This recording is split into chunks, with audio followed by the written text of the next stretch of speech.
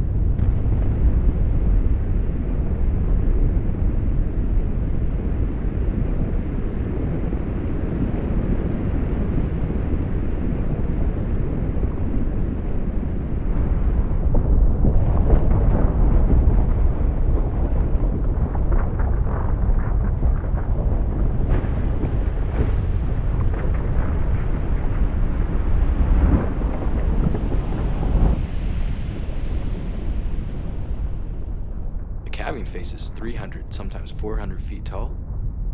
Pieces of ice were shooting up out of the ocean 600 feet and then falling.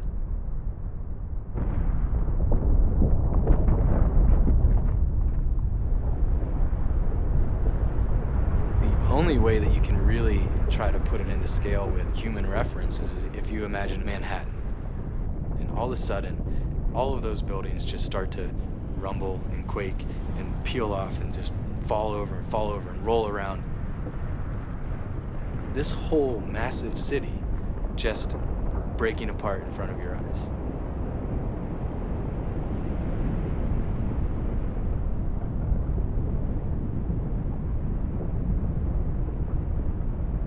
We're just observers, these two little dots on the side of the mountain.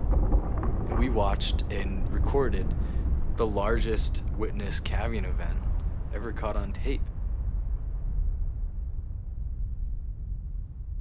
So how big was this calving event that we just looked at? We'll resort to some illustrations again to give you a sense of scale.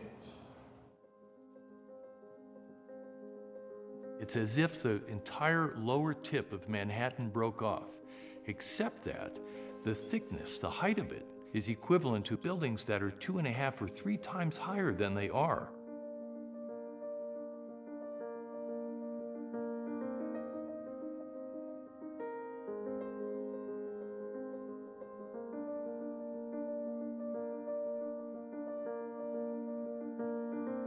That's a magical, miraculous, horrible, scary thing.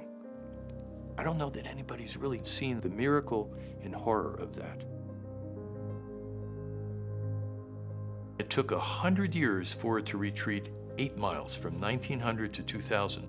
From 2000 to 2010, it retreated 9 miles. So in 10 years, it retreated more than it had in the previous 100. It's real. The changes are happening. They're very visible. They're photographable. They're measurable. There's no significant scientific dispute about that. And the great irony and tragedy of our time is that a lot of the general public thinks that science is still arguing about that. Science is not arguing about that. One of the really troubling things about climate change is that almost all of the world's prestigious climatologists are much more frightened about all this than the public is. People have a hard time understanding when we talk about climate change. What for me is so powerful and actually unprecedented in the work that he is doing is visualizing the change that allows us to actually see what was and what is becoming. I actually saw his work last spring, and that kind of changed my life in the sense that I had to quit what I was doing, which was working for Shell, and get involved in this debate in a much more profound way. The Extreme Ice Survey will go down in history as this is the evidence that we knew what was going on. You can't deny it.